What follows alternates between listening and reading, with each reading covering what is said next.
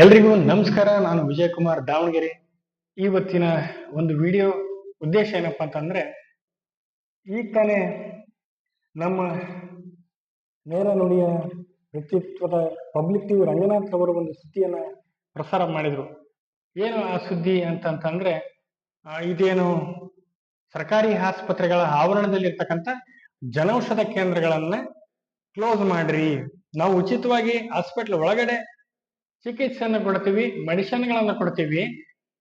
ಬಡ ಮತ್ತು ಮಧ್ಯಮ ವರ್ಗದವರೇ ನಮ್ಮ ಹಾಸ್ಪಿಟ್ಲ್ಗಳಿಗೆ ಬರೋದು, ಅಲ್ಲಿ ದುಡ್ಡು ಕೊಟ್ಟು ತಗೊಳ್ತಕ್ಕಂಥ ಒಂದು ಸಂದರ್ಭ ಯಾಕೆ ಅಂತೇಳಿ ಈ ಮೂಲಕ ಒಂದು ರಾಜ್ಯ ಸರ್ಕಾರ ಇವತ್ತೊಂದು ಆದೇಶವನ್ನ ಹೊರಡಿಸಿದೆ. ಆಯ್ತು ಸರ್, ನಾನು ನಿಮ್ಮ ಕರ್ನಾಟಕ ರಾಜ್ಯ ಸರ್ಕಾರಕ್ಕೆ ನಾವೊಂದು ಪ್ರಶ್ನೆಯನ್ನ ಮಾಡ್ತೀನಿ. ನಾನು ಕೂಡ ಒಬ್ಬ ಮಧ್ಯಮ ವರ್ಗದ ಕುಟುಂಬದವನು, ದಾವಣಗೆರೆ ಹರಿಹರ ತಾಲೂಕು ದಾವಣಗೆರೆ ಜಿಲ್ಲೆಯ ಹುಡುಗ. ಏನು ಈ ಒಂದು ಜನೌಷಧ ಕೇಂದ್ರಗಳನ್ನ ಕ್ಲೋಸ್ ಮಾಡ್ರಿ ಅಂತ ಹೇಳಿಕೆ ಕೊಟ್ಟಿದ್ದೀರಾ? ಆಯ್ತು, ನಾನು ನಿಮ್ಗೊಂದು ಕ್ವಶನ್ ಕೇಳ್ತೀನಿ ಸಿದ್ದರಾಮಯ್ಯ ಸಾಹೇಬ್ರೆ. ಇವತ್ತು ರಾಜ್ಯದ ಬಹುತೇಕ ಹಾಸ್ಪಿಟ್ಲ್ಗಳು 100ಕ್ಕೆ 50ರಿಂದ 60-70% ಹಾಸ್ಪಿಟ್ಲ್ಗಳು ಸರಿಯಾಗಿ ಚಿಕಿತ್ಸೆಗಳು ಸಿಗ್ತಾ ಇಲ್ಲ. ಎಲ್ರು ಮಂಗಳೂರು ಮಣಿಪಾಲ್ ಹೋಗ್ತಾ ಇದಾರೆ, ಅಲ್ಲಿ ಆಯಾ ನಗರದಲ್ಲಿರ್ತಕ್ಕಂಥ ಖಾಸಗಿ ಹಾಸ್ಪಿಟ್ಲ್ಗಳಿಗೆ ದಾಖಲಾಗ್ತಿದ್ದಾರೆ. ಇಲ್ಲಿ ನೀವು ತಿಳ್ಕೊಬಹುದು ಜನಗಳು ಏನಕ್ಕೆ ಪ್ರೈವೇಟ್ ಹಾಸ್ಪಿಟ್ಲ್ಗೆ ಹೋಗ್ತಾರೆ. ನಿಮಗೆ ಧೈರ್ಯ ಇದ್ರೆ, ನಿಮಗೆ ಶಕ್ತಿ ಇದ್ರೆ ಖಾಸಗಿ ಹಾಸ್ಪಿಟ್ಲ್ಗಳನ್ನ ಮುಚ್ಚಿರಿ ಅಂತ ಹೇಳ್ರಿ. ಸರ್ಕಾರಿ ಸ್ವಾಮ್ಯದ ಮೆಡಿಕಲ್ ಶಾಪ್ ಮುಚ್ಚಿರಿ ಅಂತ ಹೇಳಕ್ ಹೊರಟಿದ್ದೀರಲ್ಲ ನೀವು. ಪ್ರೈವೇಟ್ ಹಾಸ್ಪಿಟ್ಲ್ಗಳಿಂದ ನಿಮ್ಗೆ ಸರ್ಕಾರಕ್ಕೆ ಏನ್ ತೊಂದರೆ ಆಗ್ತಿಲ್ವಾ? ಅವ್ಯವಸ್ಥೆಗಳಾಗಲ್ಲ. ಒಂದು ಚೀಟಿ ಮಾಡ್ಲಿಕ್ಕೆ 100-200 ಜನ ಗಂಟ್ಲೆ ನಿಂತ್ಕೋಬೇಕು.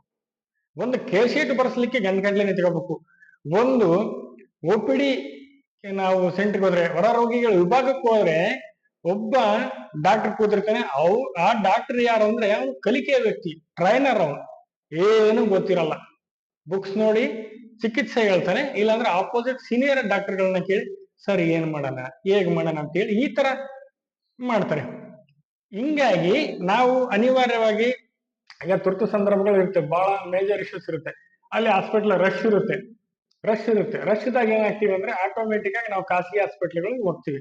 ಸರ್ ನಮ್ಗೆ ಬಹಳ ತೊಂದರೆ ಆಗ್ತದೆ. ಖಾಸಗಿ ಹಾಸ್ಪಿಟ್ಲ್ ಇನ್ನೇನು ಬಾಯಿ ತಕೊಂಡ್ ಕೂತ್ಕೊಂಡಿರ್ತಾರೆ, ಬರ್ತಿದ್ದಂಗ್ಲೆ ಬಲಿಗೆ ಹಾಕೊಂಡ್ಬಿಡ್ತಾರೆ. ಕೆಮ್ಮು ಅಂತ ಹೋದ್ರೆ ಎಕ್ಸ್ರೇ ಮಾಡಂತಾರೆ, ಕಲ್ಲ ಅಂತ ಹೋದ್ರೆ ಸ್ಕ್ಯಾನ್ ಮಾಡಂತಾರೆ. ಮೈನರ್ ಚಿಕಿತ್ಸೆಗಳಿಗೆ ನಾನೇ ಕಟ್ಟಿನಿ ಸರ್ ಬಿಲ್ಲು, ನಾನೇ ಕಟ್ಟಿನಿ, ಸಾವಿರಾರು ರೂಪಾಯಿ ಬಿಲ್ ಕಟ್ಟಿದ್ದೀನಿ. ಉದಾಹರಣೆಗೆ ನನ್ನ 2 ಗಣ್ಣ ಆಪರೇಷನ್ ಆಗಿತ್ತು. ಇಲ್ಲಿ ಪ್ರತಿಷ್ಠಿತ ಹಾಸ್ಪಿಟ್ಲ್ಗಳು ನಮ್ಮ ದಾವಣಗೆರೆನಲ್ಲಿ 50,000 ಲಕ್ಷ ಅಂದ್ರು. ಸರ್ ನಾನು ಶಿವಮೊಗ್ಗದ ಶಂಕರ ಕಣ್ಣಿನ ಆಸ್ಪತ್ರೆಗೆ ಹೋದೆ, 18,000 ರೂಪಾಯಿದಲ್ಲಿ ನಾನು ಬಂದೆ. ಸರ್ಕಾರಿ ಆಸ್ಪತ್ರೆಗಳಲ್ಲಿ ಸರಿಯಾದ ಸೌಲಭ್ಯಗಳು, ಸರಿಯಾದ ಚಿಕಿತ್ಸೆ, ಸರಿಯಾದ ಮೆಡಿಸಿನ್ಸ್ ಇದೆ ಇರೋದ್ರಿಂದ ಜನಗಳೆಲ್ಲ ಹೋಗ್ತಾರೆ, ಪ್ರೈವೇಟ್ ಹಾಸ್ಪಿಟ್ಲ್ಗಳಿಗೆ ಹೋಗ್ತಾರೆ.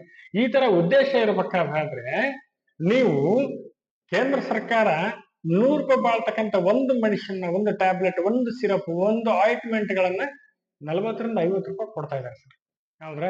ಈಗ ನಾನು ಯಾವುದೇ ಈಗ ನಮ್ಮ ಹಾಸ್ಪಿಟ್ಲ್ಗಳಲ್ಲಿ, ನಮ್ಮ ದಾವಣಗೆರೆ ಹಾಸ್ಪಿಟ್ಲ್, ನಾನು ಬೇರೆ ಜಿಲ್ಲೆ ಮಾತಾಡಕ್ ರೆಡಿ ಇಲ್ಲ. ನಮ್ಮ ದಾವಣಗೆರೆ ಹಾಸ್ಪಿಟಲ್ನಲ್ಲಿ ಬಹುತೇಕ ಚಿಕಿತ್ಸೆಗಳಿಗೆ, ಸ್ಕ್ಯಾನಿಂಗ್ಗಳಿಗೆ, ಎಕ್ಸ್ರೇಗಳಿಗೆ ಹೊರಗಡೆ ಬರ್ಕೊಡ್ತಕ್ಕಂಥ ಒಂದು ಪರಿಪಾಠ ಇದೆ. ಹೀಗಾಗಿ ನಾವು ಅನಿವಾರ್ಯವಾಗಿ ಪ್ರೈವೇಟ್ ಹಾಸ್ಪಿಟ್ಲಿಗೆ ಹೋಗ್ತಿದ್ವಿ. ಅದನ್ನ ಬಿಟ್ಕೊಂಡು ಇಲ್ಲಿ ಜನೌಷಧ ಕೇಂದ್ರಗಳು ಬಂದ್ ಮಾಡೋದು ಅನ್ನೋದು ಎಷ್ಟರ ಮಟ್ಟಿಗೆ ಸರಿ? ಕೆಲವೊಂದು ಮೆಡಿಸಿನ್ಸ್ ಸಿಗಲ್ಲ, ಸರ್ 2 ಮೆಡಿಸಿನ್ಸ್ ಇಲ್ಲಿ ಸಿಗುತ್ತೆ, ಇದು ಲಾಸ್ಟ್ ಹೊರಗಡೆ ಸಿಗುತ್ತೆ, ಹೊರಗೆ ತಗೊಳ್ರಿ ಅಂತ ಹೇಳಿರೋದು ನನಗೆ ಹೇಳಿದಾರೆ ಸರ್. ಇದು ನನ್ನ ವೈಯಕ್ತಿಕ ಅನುಭವ. ದಯಮಾಡಿ ರಾಜ್ಯದ ಆರೋಗ್ಯ ಸಚಿವರಾದಂತ ಶರಣ್ ಪಾಟೀಲ್ ರವರೇ, ನಾನು ಈ ಮೂಲಕ ನಿಮ್ಮಲ್ಲಿ ಕೇಳ್ಕೊಳ್ತಾ ಇದ್ದೀನಿ, ಫಸ್ಟ್ ಪ್ರತಿ ಜಿಲ್ಲೆಗಳನ್ನ ಸರ್ಕಾರಿ ಆಸ್ಪತ್ರೆಗಳನ್ನ ಮೇಲ್ದರ್ಜೆಗೆ ಏರಿಸಿರಿ. ಅಲ್ಲಿ ಖಾಸಗಿ ಆಸ್ಪತ್ರೆಗಳಲ್ಲಿ ಸಿಗ್ತಕ್ಕಂಥ ಎಲ್ಲಾ ಚಿಕಿತ್ಸೆ, ಪ್ರೈವೇಟ್ ಹಾಸ್ಪಿಟ್ಲ್ಗಳಲ್ಲಿ ಸಿಗ್ತಕ್ಕಂಥ ಏನ್ ಚಿಕಿತ್ಸೆ ಇದೆ ಅದು ಗೌರ್ಮೆಂಟ್ ಹಾಸ್ಪಿಟ್ಲ್ಗಳಲ್ಲಿ ಸಿಗುವಂತೆ ಮಾಡಿ ಸರ್. ಆಮೇಲೆ ನೀವು ಜನೌಷಧ ಕೇಂದ್ರಗಳನ್ನು ಮುಚ್ಚುವಂತ್ರಿ ಸರ್. ಫಸ್ಟ್ ಆಫ್ ಆಲ್ ಖಾಸಗಿ ನರ್ಸಿಂಗ್ ಹೋಮ್ಗಳು ಓಪನಿಂಗ್ ನೀವು ಕೊಡ್ತಕ್ಕಂಥ ಪರ್ಮಿಷನ್ ನಿಲ್ಲಿಸ್ರಿ. ಅದು ಬಿಟ್ಟು ಜನೌಷಧ ಕೇಂದ್ರನ ಮುಚ್ಚಿರಿ ಅಂತಿರಲ್ಲ ಸಾಹೇಬ್ರೆ, ಸ್ವಲ್ಪ ಯೋಚನೆ ಮಾಡ್ರಿ. ನಮಗೆ, ನಾನು ಇಲ್ಲಿ ಯಾವುದೇ ಪಕ್ಷದ ಏಜೆಂಟ್ ಆಗಿ ನಾನು ಮಾತಾಡ್ತಾ ಇಲ್ಲ, ಸಹಜವಾಗಿ ಒಬ್ಬ ಸಾಮಾನ್ಯ ನಾಗರಿಕನಾಗಿ ನಿಮ್ಮನ್ನು ಕ್ವಶನ್ ಮಾಡ್ತಾ ಇದ್ದೀನಿ.